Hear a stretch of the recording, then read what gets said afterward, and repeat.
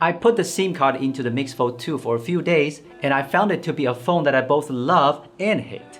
It has a lot of advantages, but it also has a lot of things that make me feel terrible.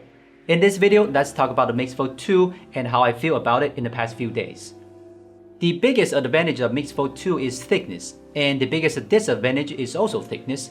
Although Xiaomi has been stressing that the MIX Fold 2 is the thinnest foldable phone, the thickness of 5mm after unfolding is indeed thinner than other foldable phones. It's like holding a piece of hard cardboard. It is very comfortable whether I'm using it one-handed or two-handed. But after closing, the thickness is 11mm, which is very uncomfortable. You may not know that foldable phone users spend most of their time using the outside screen, plus the 262g weight and the super slippery frosted back cover. It's really hard to operate with one hand. I feel like I'm holding a brick and my pinky finger is bound to break. If this is the lightest, the thinnest foldable phone grip experience, then this problem must be more serious for other foldable phones. So I do not recommend users who like to operate the phone with one hand to buy any foldable phone. Okay, you must think that the foldable phone is in its perfect form after expansion, then it may have to let you down. Because of the limitation of screen ratio, most of the web video is actually not much bigger than a normal phone. The longer the screen ratio, the smaller the gap. Especially for movies, whether you use the outside screen or the inside one, it is the same size image. Besides watching videos, you will also not be able to enjoy the advantage of a large screen in your daily use because of the app adaptation.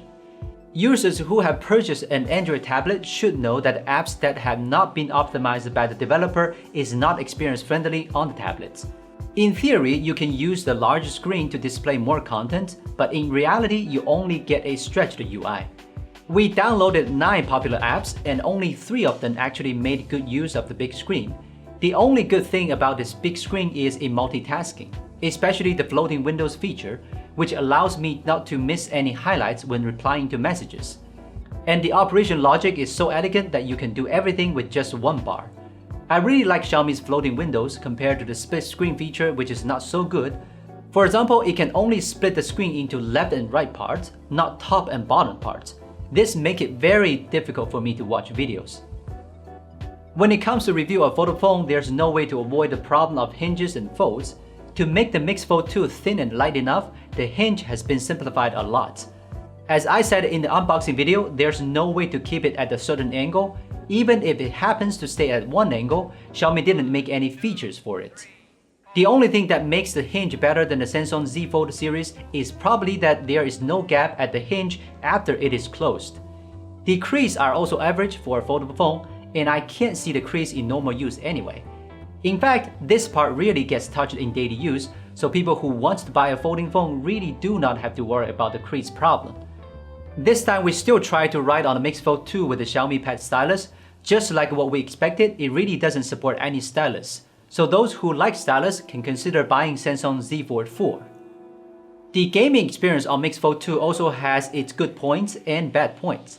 There are games such as PUBG where the unique screen ratio allows it to expand the field of view and make your chicken dinner come a little easier. There's nothing to complain about except for the fact that 90fps mode is not yet supported. But there are games such as Genshin where the field of view narrows instead, like playing a game with a magnifier. The picture clarity is much worse than iPad mini 6. If you don't unfold the phone to play the game, the frame rate decreases due to temperature increase and it is very hot. But if you unfold the phone, the main heating area is on the other side. My hands cannot even touch that part, so this experience is good. For such a thin phone, this frame rate performance is barely above the pass line. At least the game can run smoothly with reduced graphics. But Genshin Impact's resolution on this phone is already low, and if you lower the resolution plus this zoomed in image, your eyes might go blind. So am I giving a good or poor rating for the game experience? I don't know. I'll leave this judgment call for you to make. To be honest, the camera system of MIX Fold 2 is actually quite average and nothing special. The overall level of its camera system is probably somewhere between the Xiaomi 12S and 12S Pro. The main camera, IMX766, performs well most of the time. As long as it is not pitch dark, it gets good photos.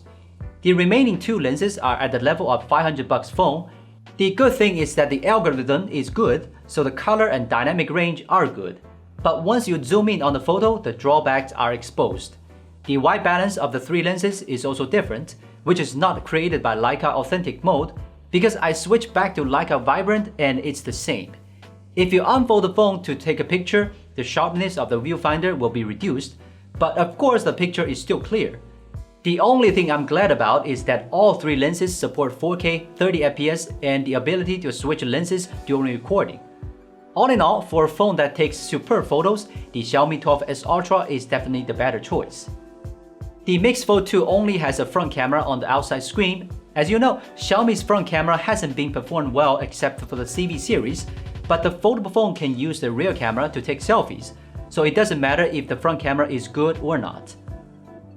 People often ask, do this phone support Google services? Well, as Xiaomi's most expensive phone, of course it does.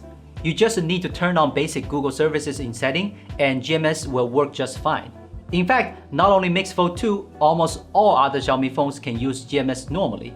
For the record, normally all the phones we have reviewed can use all Google apps. If some phones don't, we will remind you in the video, so don't worry. After watching this video, you might think I'm a Xiaomi hater, but I'm not. I'm just a foldable phone hater. As a foldable phone, the MIX Fold 2 is excellent, although there are some missing features, but in exchange for the super light and super thin body, I think it is worth it. As a phone, it clearly flunked. I spent more money and got less features and experience than the regular flagship phone, which is ridiculous.